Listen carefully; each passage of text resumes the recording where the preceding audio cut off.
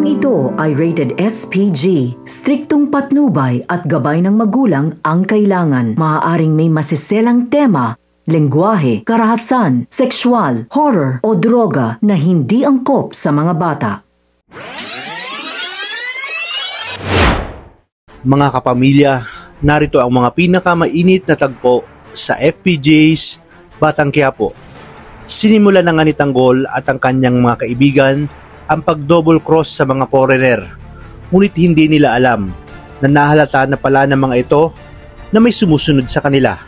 Kaya dito, bigla na lang silang inatake ng grupo at nauwi sa barilan.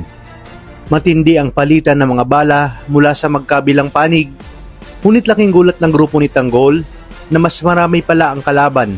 Kaya naman tinawagan ni Enteng si Boss Divina upang humingi ng saklolo, habang si Tanggol ay abala sa pagkikipagkarera kay Miguelito. Tinawagan na ni Boss Divina si Tanggol at agad nitong iniwan ang karera upang back-upan ang kanyang mga kaibigan na kasalukuyang nasa bakbakan. Maya-maya pa ay dumating na nga si Tanggol na sakay ng motorsiklo at hindi siya nagsayang ng oras at agad na sumugod at isa-isang niratrat ang mga kalaban habang tumatakbo sakay ng motorsiklo. Natuon sa kanya ang atensyon, kaya naman agad na nakasugod ang kanyang grupo. Sa pagkakataong ito ay ginamit na naman ni Tanggol ang kanyang diskarte at estratehiya sa pag-atake na di kalaunan ay naging matagumpay ang kanilang trabaho. Sa kabilang banda, matapos kang magnakaw ni Rigor ay pumunta siya sa isang job fair na inorganisa ni Mayor Roberto.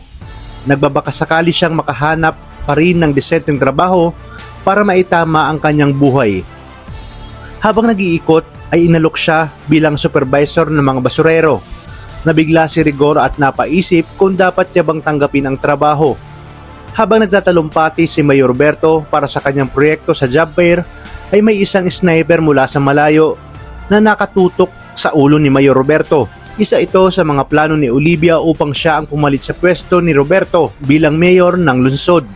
Maya-maya pa ay nakarinig sila ng sunod-sunod na putok. Ngunit bigo ang sniper na maparusahan si Roberto at dito na nagsimulang magkagulo. Agad na naitago si Mayor Roberto, ngunit hindi tumitigil ang mga tauhan ni Olivia hanggat hindi napapatay si Roberto. Dito na nakakuha ng pagkakataon si Rigor na kunin ang baril ng isa sa mga nakatumbang tauhan ni Mayor Roberto para nga maprotektahan ito. Nakipagbarilan siya habang nilalapitan si Roberto at hinila niya ito at sinabing sumama sa kanya upang mailigtas. Wala naman nagawa si Roberto kundi sumunod na lang habang si Rigor ang humaharang mga balang pinapaulan ng mga tauhan ni Olivia. Kaya naman ngayon ay malaki ang utang na loob ni Roberto kay Rigor dahil sa pagligtas ito sa kanyang buhay. Magagawa pa nga siyang parangalan dahil sa kabayanihang ginawa nito. Kung kaya't manunumbalik kay Rigor ang kanyang kayabangan at angas dahil hindi na siya mahihirapang makabalik sa serbisyo. Si Mayor Roberto na mismo ang magre-reinstate sa kanya dahil na rin ito sa ginawa ni Rigor. Kaya naman pakatutukan natin kung ano ang mga susunod na kaganapan dito lang sa FPJ's Batang Quiapo. Maraming salamat sa inyong panonood at pagpalain tayong lahat, kapamilya.